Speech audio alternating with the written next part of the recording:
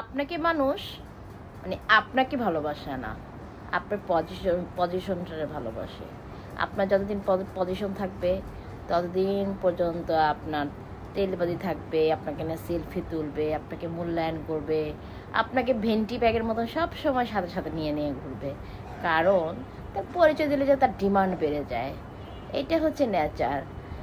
আর ফ্যামিলিগতভাবে তো অনেক সম্মান পায়, ফ্যামিলির সব সদস্যর কাছ থেকে সম্মান পায়। আসলে আপনার পজিশন থাকলে আপনার সম্মানটা ঊর্ধ্বে। যখন আপনার পজিশন থাকবে না, তখন আপনাকে ধুলির সাথে মানে আপনাকে কোনো মূল্যায়নই করবে না। এটা হচ্ছে মানব জাতির একটা বিবেক। তো আপনি বুঝে নেবেন আপনাকে ভালোবাসেনি, আপনার পজিশনকে ভালোবেসেছে। অতএব সাবধান, পরবর্তীকালে এ ধরনের সুযোগ আসলে এ সমস্ত লোককে কখনো প্রশ্রয় দিবেন না। সাবধান।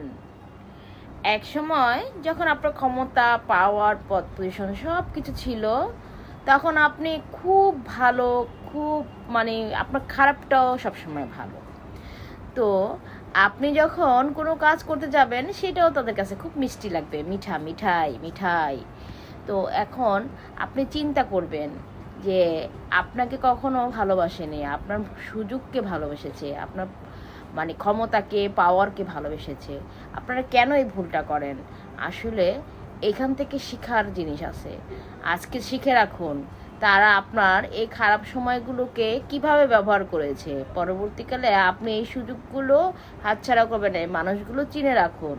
ভবিষ্যতে এই সমস্ত মানুষের বাতাসের মতন দূরে রাখবেন, মানে কাছে যেন না আসতে পারে। ঠিক আছে? তো এই জন্য আমি বলতেছি যে মানুষকে আসলে আমি এখন ঘৃণা করি। মানুষকে কেন ঘৃণা করি এটা বুঝে নেন।